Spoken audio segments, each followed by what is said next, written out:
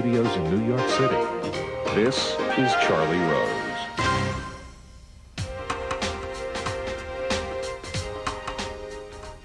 Robert McNamara is here. He participated in some extraordinary historical moments in the 20th century. He was a lieutenant colonel in the U.S. Air Force during World War II. He took part in the bombings of Japan in 1945. He served as Secretary of Defense in the Kennedy and Johnson administrations. He played a major role in the Cuban Missile Crisis and was instrumental in the planning and execution of the Vietnam War. He is now the subject of a new documentary called The Fog of War. Its creator and director, Errol Morris, is an accomplished filmmaker. I'm pleased to have both of them at this table this evening. Welcome. Thank you. Great to have you. Delighted to be here. Thanks for inviting both of us. My pleasure. How did this originate with you? I mean, what gave you the idea to come to Robert McNamara? Of course, it's a question that's been asked me many times. Still a good question. I'll be interested. Still a good question, don't you think? Reading in retrospect. Is there a do it? In retrospect, came out in 1995. I read it. I found it to be immensely interesting. I found it to be also very different than the book that was described in the many reviews and editorials which came out at the same time as its release. The book was different than the reviews? The book, to me, was very different than the reviews. How so? The book was described as a confession or as a mea culpa. A lot of reviewers said, for example, Robert McNamara is trying to apologize, and we don't accept his apology. Or it didn't go far enough. Or perhaps it didn't go far enough. What was interesting to me is that the book was not an apology, but an attempt to understand and explain himself and his role in history. I believe you could also, forgive me for saying so, call it an anguished attempt to try to understand the past. I found it a very powerful, interesting, and moving book. So probably from that point on, then there were two books which followed, Argument Without End and Wilson's Ghost. And it was shortly after the publication of Wilson's Ghost that I contacted Mr. McNamara for the first time and asked him to come to Cambridge, Massachusetts, where I live, for an interview. Did you feel, when you went up there, beyond the opportunity to talk about the threat of a nuclear catastrophe, did you feel like that you had been, to your own satisfaction, had not explained Robert McNamara, either in your book or in other places? No, I'm not interested in explaining Robert McNamara. I'm interested in deriving lessons. I'm 87 years old. I've served in all kinds of I've served as an administrator basically for 65 years. Sure, Ford Motor Company, the Pentagon, and World Bank. And the military. And the military. And since then in nonprofits and domestic and foreign corporate boards of directors. And I draw some lessons from that relating to Enron, by the way. But in any event, I've drawn lessons from this, and I wanted to have an opportunity to put forward my lessons. Some of them are applicable today, not just to nuclear weapons. All right, well, let's talk about that, and we'll come back to some of the other things that are in here and show some clips from the movie. What lessons are applicable to today, especially now that some comparisons are being made between Iraq and Vietnam? Well, I don't want to, by stating lessons, I don't want to suggest that these should be applied to the Iraq situation. If you think so, do it. But these are lessons that apply in general to security. All right. The first lesson is empathize with your opponent. Now, I don't use the word empathy as synonymous with sympathy, not at all. I use the word empathy as understand your opponent. We did not understand the North Vietnamese. They didn't understand us. With one exception, we really didn't understand Khrushchev. The one exception was Llewellyn Thompson. Yeah, Tommy Thompson, who had been ambassador to the... critical moment, in a sense, prevented a nuclear war. He said to President Kennedy... He said to Mr. Kennedy... Khrushchev... You're wrong, President Kennedy. President Kennedy, we had this little company. We had a soft message from Khrushchev that we could accept. We had a tough message that we couldn't accept. The tough message had been publicized before we received it. The soft message was sent in secret. We wanted to... But the soft message came before the tough message. Well, it's a little uncertain. But you're right, it did, but it's not clear it was... But in any event, which message to respond to? Tommy said, you got to respond. I mean, the majority of Kennedy's advisors said, you got to respond to the tough message. Tommy said, including your friend General LeMay. Yeah, but Tommy said, Mr. President, respond to the soft message. The President said, that's what's wrong with you, Tommy. You don't understand politics. No political leader can put out a tough message and in the public and, in a sense, accept a lesser deal than that. He couldn't survive. Tommy said, Mr. President, I know that man. I've lived with him. I knew his wife, Jane. He and Jane, his wife, had actually lived with Khrushchev, vacations and otherwise. He said, I believe he will accept your acceptance of the soft message. Kennedy said, well, it's a risk, but I'll do it. Khrushchev did. That prevented a nuclear war. Because Thompson believed Khrushchev was looking for a way out. That's right. And he knew what Kennedy could offer, and he thought Thompson would. Suppose we had empathized with the North Vietnamese, what might we have done? Well, they didn't emphasize with us, let me say that. Well, we can't worry about that, and we are responsible for what we can do. But if they don't emphasize with us, it's hard for one party only to emphasize. Anyhow, what we could have done, the second lesson from my life is, for God's sakes, communicate with your opponent. And that's true in business, and it's true in non-governmentals, and it's sure as hell true in security relationships. We did not have any contact, direct contact, between President Johnson and Ho Chi Minh during the entire period. We came closest in a deal that, in a sense, I worked on with Henry Kissinger, who was then a professor at Harvard. We came damn close to getting negotiated. It would have been possible. It would have been possible. For the two of them to talk. That's right. Well, or to have a high-ranking emissary, say April Harriman or somebody like that. Go over there. Right. And the New York Times had an article that said that Hussein was trying to make a deal with us before war started. And a Lebanese businessman went to see Richard Pearl in London. Yeah, but my God, assuming for the moment Hussein was a very disturbing article. It was a disturbing Well, it was article. disturbing. And the CIA rejected it, well, according to the New York Times, right? Yes. Well, I was going to say, if that was Hussein's idea, and I'm not all sure it was, but if it was, he chose a damn poor way of communicating. You don't do it through third-level individuals who can be disregarded. Okay, but the main thing is to communicate with the enemies and find out. That's right. Find out what their requirements are and what yours are, and see if you can bring them together. One of the things for me, having made this movie, that is so disturbing is ostensibly Robert McNamara is talking about events that occurred 40, 50, 60 years ago. This was not intentional, but it became more and more obvious as we worked on the film. Even though he's talking about history, he could just as easily be talking about events that occurred 4, 5, 6 days ago, which gives me a funny feeling. What kind of feeling? The question, are we doomed? I would call it a feeling of despair, if you like. Are we doomed to repeating endlessly the mistakes that we've made in the past? Can we do things differently? His earliest memory, I should allow him to describe it rather than myself, but it's of World War I, Armistice Day, 1918. Wilson's war to end all wars. If you like, a preventative war. And the people thought we'd achieved that objective. How wrong they were. We human beings killed 160 million other human beings after the time President Wilson thought would want a war to end all wars. We killed them in conflict within nations and across borders in the 20th century. Is that what we want for the 21st? It's not what I want.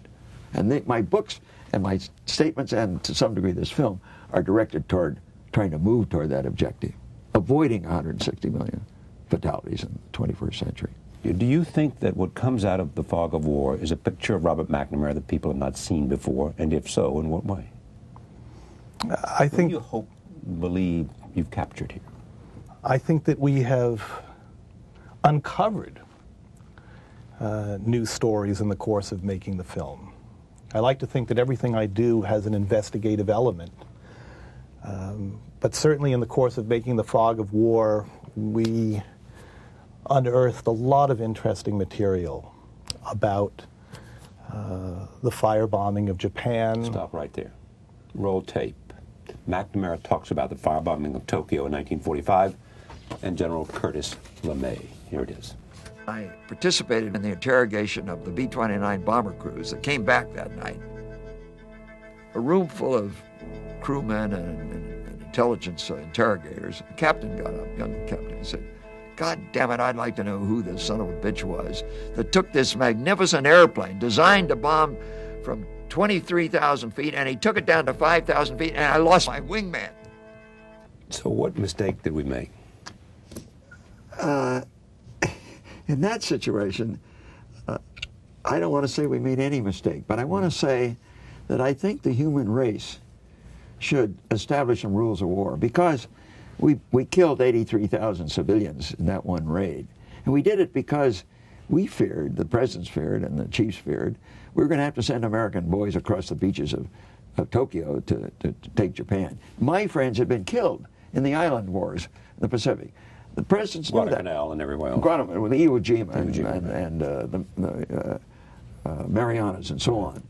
So I understood what was being done, and there was a reason for it. But couldn't we have done it with less human killing? We leveled 69 cities. I've forgotten how many in total we killed, something like 900,000.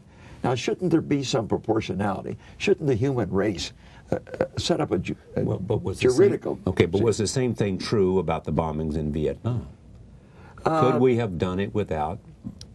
Yes, I think we could have. Were you that wise then, no, or is this some conclusion you come to later about proportionality? It wasn't clear, and let me just say... It wasn't clear to you. No, it wasn't clear to me, and today it isn't clear. I think it's clear to me. It's not clear to much of your audience. It's not clear to the human race. We, the human race, have not established any judicial framework within which war and crimes against humanity can be carried out. We have set up a court, the International Court for Crimes Against Humanity. Our country is one of the few major countries that have not supported that. I know why. They're concerned that our people will be brought to the board by Gaddafi or somebody. And there's reason to fear that. But there are many safeguards in the International Court procedures, and we can negotiate more. We ought to accept the objective of trying to set some acceptable standards for combat that will reduce casualties. You don't want to second-guess Rumsfeld. Absolutely not. Jonathan Alder. I want to stop you 1 second and say, 71, you won't believe this, but 71 reporters, TV, radio, magazine, newspaper, from all over the world, Australia, Brazil, Western Europe, have asked me to comment on Iraq. I haven't responded to one. The reason is, I think it is irresponsible for an ex-Secretary of Defense to comment in any way on the actions of a president who's deeply involved in war with hundreds of thousands of our citizens at risk, and he is carrying out very delicate negotiation with UN and other countries. I haven't said a word, and I'm not going to. I'm not sure he's See, this is where we do disagree. Well, we disagree in the sense that... What do you disagree about? I think that it's very important for Robert McNamara to speak out about these issues. I do too. I know that he has very strong feelings. I know he said things to me in private. I'll kill you if you repeat them. And in fact, I won't repeat them out of respect for him and our relationship. But I know that he has spent a large fraction of a life in public service. And he has learned a lot of things from that life. And it's important that he brings that knowledge to bear. But he is not doing it in total. Well, you know he's not, Earl. Come on. Now, wait a second. You just said that. I think that he could be more outspoken. He specifically thinks I should comment on the Iraq situation. In the book, In Retrospect, right, and in the other two books, right, I drew lessons. And those lessons can be applied to Iraq. Let people read the books and apply the lessons. I'm not going to criticize my president when he's in a war. But let me just suggest to you that one of the important things that you underlined, other than empathy and other than communication, is that we need to have public debate about the essential issue. Total agreement. You make that point time after time. We didn't have adequate debate on Vietnam. And you're not willing to participate in the debate because of some silly rule you have. We haven't a public debate. Well, you can initiate it. Nobody asked me to participate in a debate. lots of people would ask. You just told me that every reporter that's ever come to you has asked you to participate in a debate. They didn't ask me to participate in a debate. They wanted a one-sided comment. I'm not going to Fair enough. Suppose I put together here a group of people, including former secretaries of state and secretaries of defense, to talk about where America goes, Iraq and later. You're not going to participate in that? You're not going to tell us what you think, if in fact it might be important to the direction and decisions that the country takes? Well, let me say... The debate, not so much what happens here. Let me say that I think for senior officials to debate in the midst of a war is the wrong time. Our people are at risk. The debate may encourage the enemy. Maybe it's even more critical that we debate during war. That. But just think this through.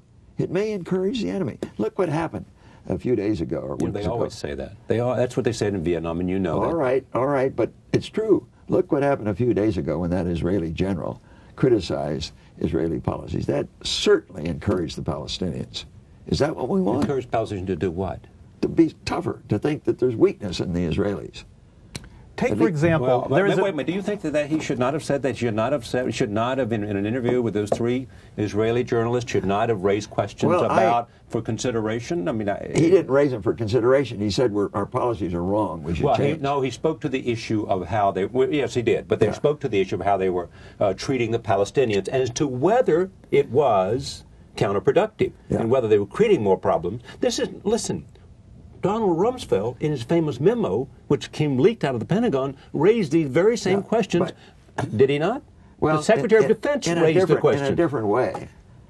The implication of the Israeli general's comments, as I read them, was that he believed the Israelis should change such policies, and in a sense, the Palestinians should expect changes. I think I would argue, whatever the decision ought to be made by the Israelis, they should make the decision. Yes, He's an Israeli. I agree. He raised the question as to what was in the best interest of his country. I agree. You have said that debate is in the best interest of decision-making. But it depends on when the debate takes place. Well, it shouldn't just necessarily be in the... suppose Tommy Thompson hadn't been there.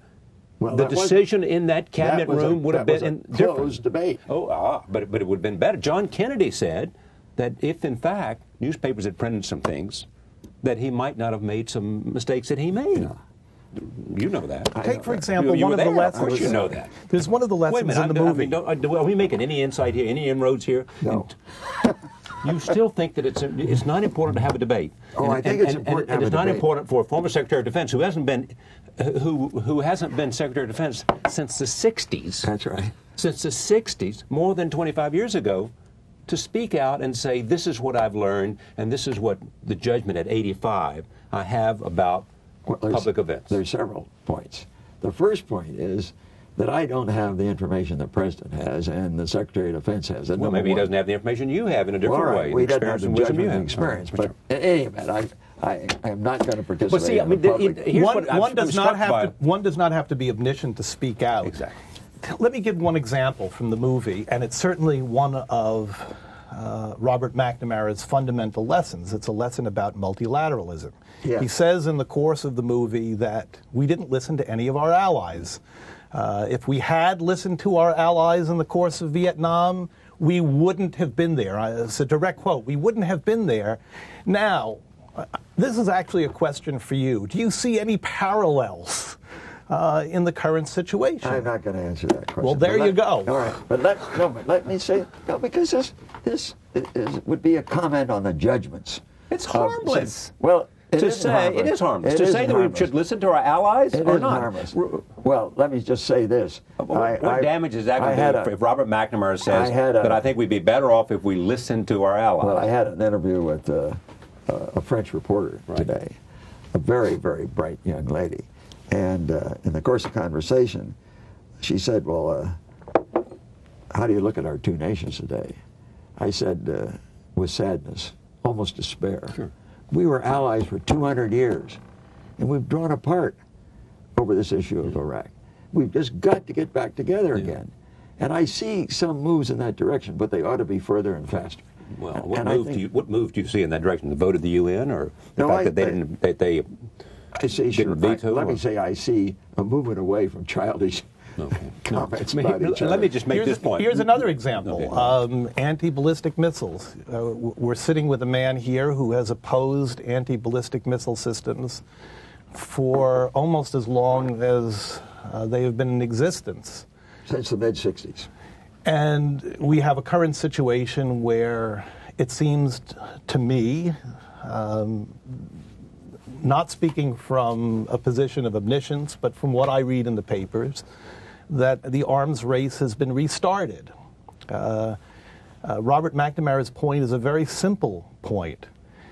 What is an anti-missile missile? It's a missile. Right. And you build a more powerful, bigger anti-missile missile, you get bigger missiles in response. And it adds up to the same damn thing in the end, an arms I agree. race. That's been my argument. But that's not the major problem today. What's the major problem? The major In problem, terms of proliferation? That's right. The major problem today is proliferation, and the major problem today is that that we, in a sense, don't empathize with some of these countries. They have reasons to fear their neighbors, and we say to hell with it. Your conventional force is less than your neighbors. We're not going to allow you to move to nuclear weapons, and thank God we say that. But there has to be some acceptance that they have a fear. In certain of these instances, we have to provide security guarantees.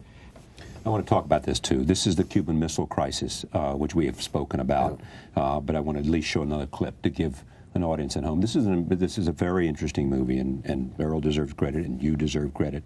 And here is another clip from the film. Take a look. I want to say, and this is very important, at the end, we lucked out. It was luck that prevented nuclear war. We came that close to nuclear war at the end. Rational individuals. Kennedy was rational. Khrushchev was rational. Castro was rational. Rational individuals came that close to total destruction of their societies. It scares you, doesn't it? It does. It should scare you. It should scare you. I mean to scare you. I don't want to say scare you, but I mean to Well, to luck, that luck saved us from I mean to nuclear. alert the human race to. Let me just take 30 seconds because he left out an important part. That's it. Yeah. At 4 p.m. on Saturday, the critical moment, Saturday, October 27, 1963. That was the critical moment. The president had his Security Council there, the chiefs, secretaries of state and defense and national security advisor and director of CIA. We argued all day long about what to do. We weren't sure. We hadn't been able to get the damn missiles out. We had to get them out. We had photographs of the missiles on the soil of Cuba. The CIA said, we don't think the warheads are there yet. We think the first batch of 20 warheads are coming on a ship named the Poltava. They'll be in there in 2 or 3 days. We'd had a contingency plan of attack developed. The first day's airstrike was planned at 1,080 sorties, larger than any day in Kosovo. We had 180,000 troops mobilized in southeast U.S. ports. We had the shipping there. We were ready to go. At 4 p.m., the chief said, Mr. President, we recommend unanimously that you undertake this attack within 2 days. It wasn't until 29 years later, in January 1992, that we learned that at that moment, the Soviets had about 170 nuclear warheads on the soil of Cuba. Already there, not already on the ship on there. Roughly 90 tactical warheads to be used against an invasion war, and roughly 80 to be used in the missiles to attack 90 million Americans. That's how you make mistakes. We had the wrong... Or you have bad intelligence. We had, well, but we had a damn good intelligence outfit. I had tremendous admiration for CIA. Were they wrong about the number of nuclear warheads in Cuba? You're damn right. But can intelligence people be perfect? No. You've got to understand that. Perfect is not the difference between saying that there are none on the island and having 92. Well, the point I want to make is there are serious limits that'll never be overcome to the intelligence you will have and have to depend on in relation to these critical decisions, and you better be damn careful. And fortunately, we lucked out, because at that moment, Khrushchev saw, he literally saw these 180,000 troops, and he feared an invasion. And when Kennedy sent that answer to, I'm going to call it the soft message, and basically accepted the deal, Khrushchev so feared that the war would start before he could tell Kennedy, he accepted Kennedy's acceptance, that he sent an assistant down to the public radio transmitter in Moscow. And he said, hold that transmitter open, I have a message. It took normally 6 hours to communicate a message from Khrushchev to Kennedy. You had to write it and translate it and put it in code and send it and then decode it and send it to the White House. He was going to get it done in a sense, 6 minutes. And we learned of his acceptance of Kennedy's proposal, the action that delayed, that prevented nuclear war. We learned it over the public radio transmitter. I want to ask this question, which is off the beaten path. Compare Johnson and Kennedy. You sat with them, served them. Oh, you know, I can't do that in 2 minutes or 20 minutes or whatever. Well, did you get into this, or? No, not really. Well, yes, we did. Well, not to contradict anybody. I had. Well, come on, what? No, I didn't really compare them. I talked about each. I had, maybe the point to make is about Johnson, because ultimately I left. I had tremendous respect and affection for Johnson. I think he had respect and affection for me. At the end, we disagreed totally, and something had to give, and I was out. Right. And I said to my friend Kay Graham, a former publisher of the Washington Post, you know, Kay, to this day, this was, I don't know when, 5, 7 years ago before she died, I said, to this day, Kay, I don't know whether I quit or was fired. She said, McNamara, you're out of your mind. Of course you were fired. Now, the reason I said I didn't know I was fired, because I had this tremendous respect and affection for Johnson. And I wanted to stay as long as I could be of help. But anyhow, I left. And that was the proper thing, because he and I were in total disagreement. A little bit of history coming out of this. Go ahead. I'm reminded in this conversation of how difficult you are to interview. I mean, it reminds me, too, because I've been here before. Because one thing is that you have this implacable sense of rectitude. There are things that are proper to speak about and things which are improper to speak about. I do, and I feel it very strongly. I know this. And we can respect There's you for that, but. no doubt about it. I found out in the course of making the movie, I hope I'm not revealing too much here, the best way to get McNamara to talk about things is never to urge him to talk about it. If you wait long enough and you are patient long enough, 23 hours of interview. 23 hours, whatever, you will hear what you want to hear. Did you hear what you wanted to hear? In this sense, I wanted to be surprised. I wanted to hear the unexpected. I wanted to hear things that I hadn't heard before. When I first started this project, I thought, what can I accomplish here? Here is a man who's been interviewed literally thousands and thousands of times. What do I expect to hear that hasn't been heard before, and probably heard before many, many times over? You can correct me if I'm wrong, but I think that there are many surprising and interesting things in the movie. And I have to say that I'm deeply grateful for the opportunity. And I think that there are things to be learned from the movie and from Robert McNamara himself. Very important things. Like? He, for a certain generation, has often been described as an efficiency expert, a number cruncher. Harry Reasoner describes him in one documentary from the 60s as an IBM machine with legs. I found a very different man, a man who thinks often about ethical, about moral questions. If you like, it becomes a more disturbing story, because it's not a story about a bad man who did bad things. It's a story about a man who in many, many ways was a good man who did bad things. I'm a person who demonstrated against the Vietnam War as a young student at the University of Wisconsin and at Princeton. And I haven't changed my views about the war at all. I feel now about the war as I did then. But I respect Robert McNamara's attempt to go back into his life, to go back into history, and to re-examine it again and again and again. Without his desire to do that, this movie would have been impossible. And I believe that there's a lot to be learned from his enterprise. Do you think Robert McNamara is at peace with himself? No. What human being is?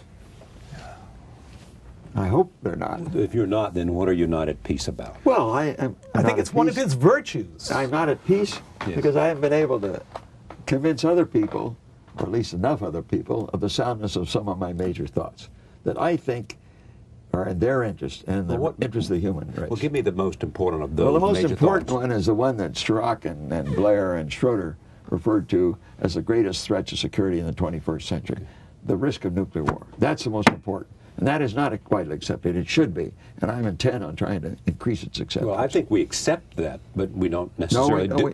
Well, I don't let me think finish. if We accept it, but we don't do enough to. If we're accepted, we're not doing enough to. We're not meet the applying that. the fear of Accept it. it. We're applying the knowledge. We have to have this part of this conversation. You expect him to say what? You did bad things, he said. What did you mean? The war in Vietnam, What for did he me, do? is a very bad thing. Well, he didn't do the war in Vietnam. I mean, he was the. He was certainly part of the war effort. He was the Secretary of Defense in the Kennedy and Johnson He administrations. could have resigned on principle. He could have resigned on principle. There are many, many, many questions about the 60s, what happened in the war, the tragedy, the true tragedy, not only that we started the war, but even after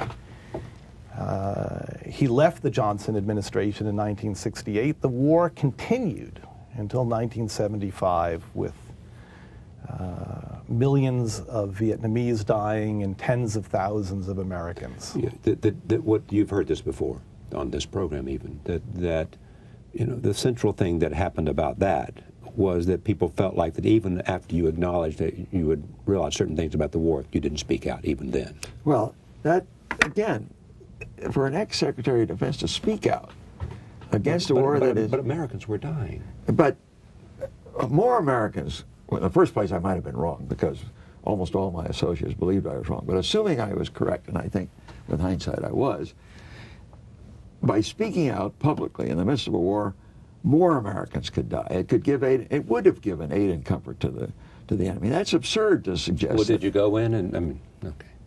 Well, I sure as hell went in and spoke to Johnson. To Johnson in writing and orally. And that's all on the record. Right. That's why we broke. And you now say the Vietnam War was wrong, of course. Well, no, that's not. You don't say that? That's not quite what I say. What does he say? Well, let me. Does he say? Well, I should allow. Well understood. Let me just make this point, and I don't want to appear to be self-serving, so I brought with me a thing I'm going to read. This is a little note from the. I think it was the New York Times. Yes, the New York Times, February 1st of this year, and it says. It refers to a book and a man named Keegan.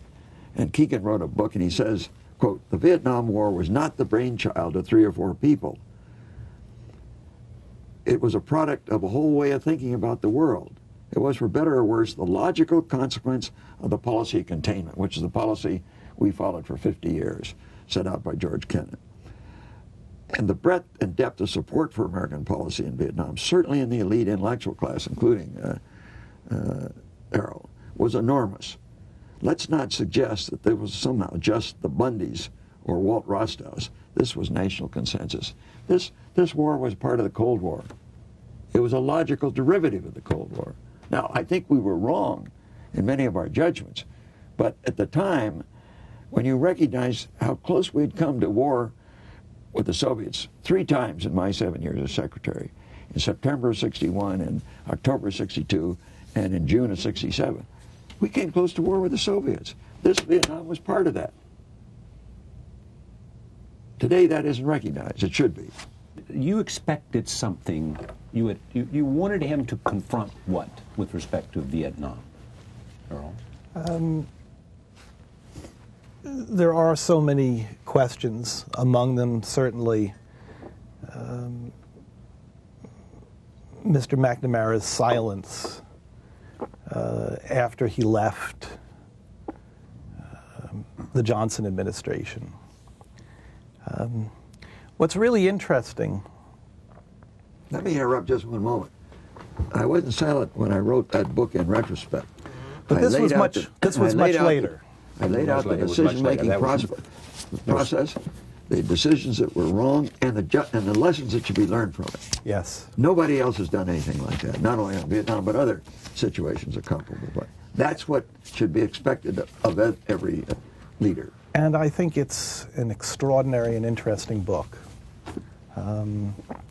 One of its kind in many, many ways. But?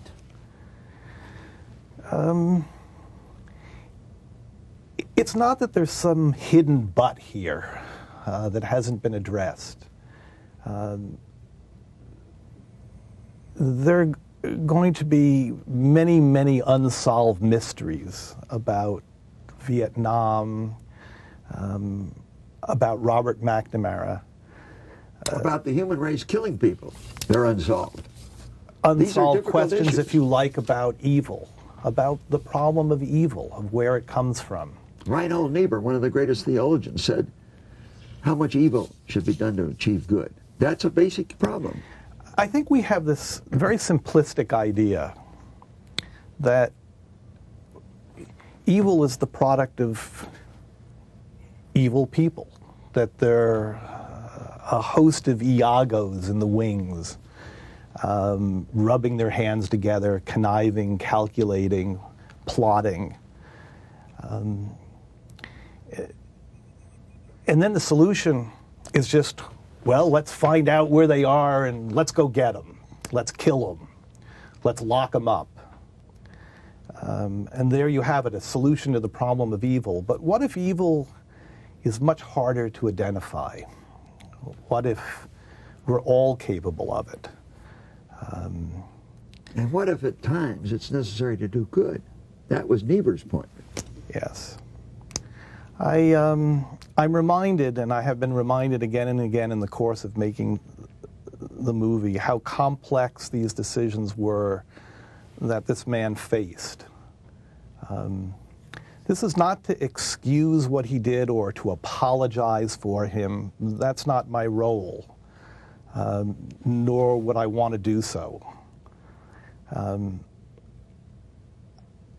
I felt part, and I still feel part of this enterprise of trying to examine history and a man's role in it. This is a very odd movie because you see movies about history, you'll see 5, 6, 7, 8 or more characters arguing with each other. This movie contains only one individual, Robert McNamara. Sometimes I see the shadow figure. Sometimes I see the 85-year-old McNamara arguing with the 45-year-old McNamara. And we can ask ourselves, is it the same man? Or are these different men? Or in what way are they the same? Or in what way are they different? One thing, though, I do know for sure is that the enterprise of trying to figure out who we are and why we do what we do is a very deep and important enterprise. And for better, for worse, this man is engaged in it. That's what I've been devoting myself to for 35 years. And I make no apologies for it. It is an essential step toward advancing the human race. Will I ever understand why he won't speak out against the current administration? I probably won't. No, I don't think he will. Loyalty? No, it's not loyalty. It's a sense of what is proper and improper. It's a sense of what's in the interest of the American people today, when Americans are dying in Iraq. That's not the time for an ex-Secretary of Defense to, as you What do you think of the out. idea that all that is required for evil to triumph Is what? is for good men in this case not to speak up? Well, I have spoken out in retrospect. There are But lessons that's not in about that. current situations. Again, it's not that you're going to come down on one side or the other. Read the It is book to and speak out. Read the book and you decide whether it applies to the current situation. But you are the figure. You are the person. You can't say, well, read the book and you can decide. I mean, anyway, I want to move beyond that, but because I think clearly, we're running out. Well, we're running out of maybe time. I'll be okay though, and I can make that choice. What are you in this search to explain, to understand, to come to terms with? How far are you on that? I mean, is it? Have you reached where you wanted to be in terms of? Let me say, I'm 87 years old and I'm running out of time. Well, okay, but so then, nevertheless, therefore, I'm sort of accelerating the process. Right. In a sense, that's why I did the film. That will get was to, this a kind of catharsis for you? No, not catharsis. No, Well, then no. what? Well, it was a chance to reach your lot ward? a chance to reach a large audience with ideas that are very controversial, and to stimulate their think and debate. Yeah.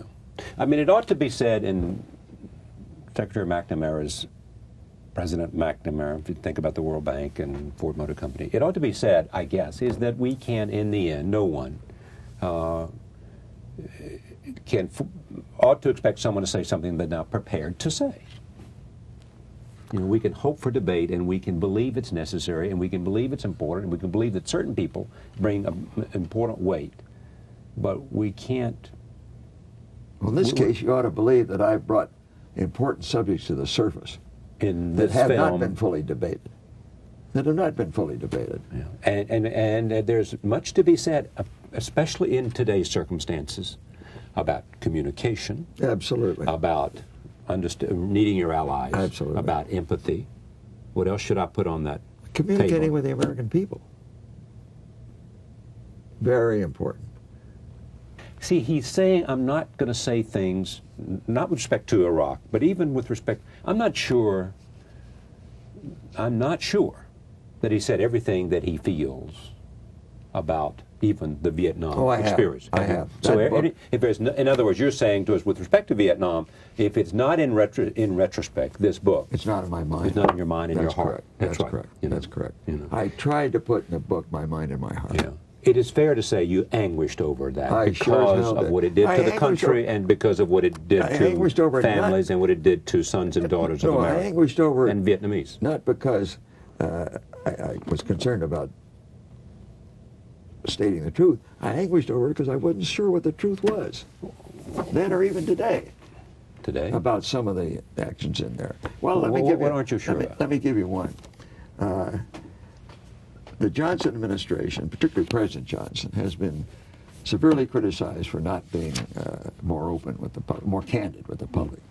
And it is true that I and McGeorge Bundy and some others, Bill Bundy, put together a proposal for Johnson to make to the public when he was moving forward to get further into the war in Vietnam, particularly in the summer of, I think it was 1965.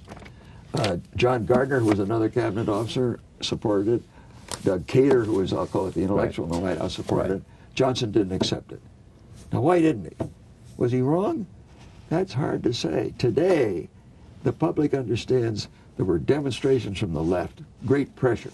Johnson didn't appear to take account of it or yield to it. What the public doesn't understand is he was more concerned about the pressure from the right.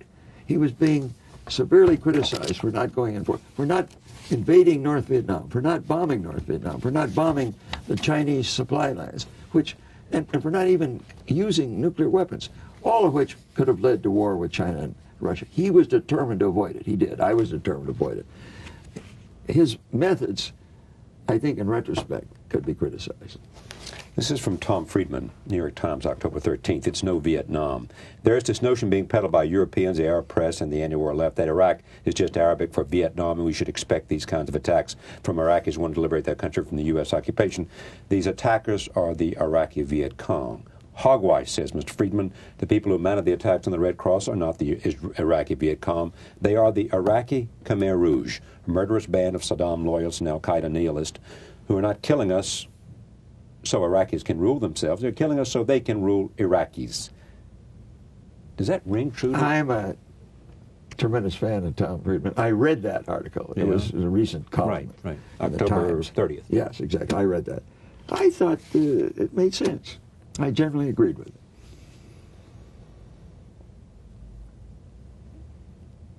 Have you said, I mean, he asked me, do I want you to say things that I haven't heard you said? No. I mean, I want him to speak up. I want him to feel like that you were participating fully in the debate, because I believe, it is fair to say, I don't think that you would say at this table or any other table, I think that you're not speaking up because, if you say you're not speaking up because you think it might give encouragement to the enemy, or you think that it's not appropriate for a former Secretary of Defense to speak up in a time of hostilities, telling the President what he thinks, for better or worse, then, I can accept that. I'm not going to say that you're using that to hide behind it. That's what I believe. I'm not using to hide behind it. And moreover, we've talked about that book in retrospect. We haven't talked about Wilson's Ghost. Right. The paper edition of Wilson's Ghost was published 3 months ago. It's up to date. And there I speak up. You quoted the Thomas Friedman editorial.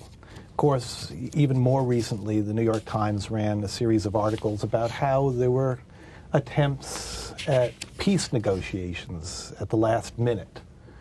With respect to Iraq. With respect to Iraq. One question that kept popping into my mind in the course of editing the movie is this question. What do you do if you serve a bellicose president who wants to go to war? There are two very powerful quotes. Let me interrupt just one moment. That was not a description of Johnson. I hope you didn't mean it that way. Well, wait a second. There are two very powerful conversations, taped conversations by presidents, a taped conversation by President Kennedy and a taped conversation by President Johnson, both of these conversations with Robert McNamara. McNamara is speaking to Kennedy, and he's saying, we need a way to get out of Vietnam, and this is a way of doing it. That was 1963. He was saying pull all the advisors out. Pull the advisors out. Set a timetable to pull the advisors out. In the common parlance of today, we need an exit strategy. Right. We need to set a date. We need to get out of there. Kennedy is killed. We hear Johnson on the phone chastising his Secretary of Defense, saying that he sat silent in that meeting while you and the President discussed pulling the advisors out. I did not agree. How the hell does McNamara think he's going to win a war by pulling out advisors? Now, I'm not saying that I understand the context of either of these conversations completely, but one thing is clear to me is something very decisive has changed. Among them, a president's attitude towards war and his willingness to commit the country to war to achieve a given end. In this case, is Johnson willing to take the country to war to avoid the quote-unquote loss of Vietnam to communism? And I believe that the question from very, very early on, and I know you may correct me, but I believe that the answer is yes. I don't want to comment further on this now. At one point in the... Why not?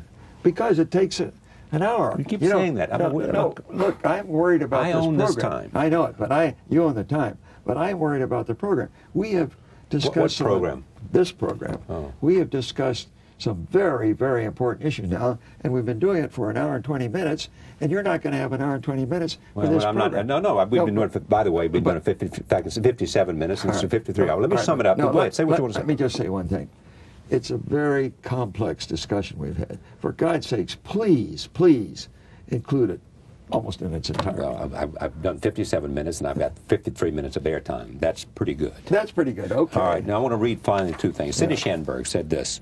It also must be said that basically McNamara's detractors would like to say that instead of shedding tears now about the victims of war and engaging in legalisms, he could have saved a lot of lives when he was running the Pentagon for Kennedy and Johnson by going public with his knowledge that the Vietnam War was a lost cause and that Johnson had admitted this in private. That's Schanberg saying that. But it must also be said, Schanberg says, that it is McNamara alone among the many planners of the war who has come forward to say he was wrong. Henry Kissinger, in all of his revisions, books, and speeches, never admitted to a single regret or mistake. True. McNamara's admissions may be incomplete, but they are nonetheless a contribution to history. And the I hope they are. And the act must have taken a certain kind of courage, for he knew that by coming forward at all, he was offering himself up for the slaughter. That's Mr. Schanberg. Finally, Stephen Holden, about your movie. If there's one movie that ought to be studied by military and civilian leaders around the world at this treacherous historical moment, it is The Fog of War. Errol Morris's sober, beautifully edited documentary of the former United States Defense Secretary Robert McNamara. Mr. McNamara, who was 85 when the interviews that made up the bulk of the film were conducted 2 years ago, served under Presidents Kennedy and Johnson from 61 to 68. He's been widely vilified as a major architect of the Vietnam War, which cost more than 58,000 American lives, and according to Mr. McNamara, the lives of 3.4 million Americans. Vietnamese, right. Near the end of the film, when pressed about whether he feels guilty about Vietnam, he dances nimbly away from the question. None of the documentary's lessons can be described as reassuring. Now, I hope you won't include that, because you'd have to say why I danced away from it. Why did you? Well, because to explain my feelings about my position in Vietnam requires at least a half an hour. Well, but you had all the more than 8. No, but that question wasn't raised until literally the 25th hour. It was in a car in Washington, and I didn't really understand it was being recorded. That question requires a half an hour to answer. All right. We've had an hour. Thank you, sir. But I hope this is off the record. No, it's not. It's on the record, so okay. Say what you want to say. All I want to say is, you know, this conversation deals with some fundamentals in my life and some fundamental views and judgments and principles that I have followed. And if it's edited, the full impact of what I have said and tried to say will be lost. I'll do my best. Okay. Thank you. I wouldn't have come if I didn't think you would. Nice to see you. Thank you, Earl. Thank you very much. Pleasure. Thank you for joining us for this hour. We'll see you next time.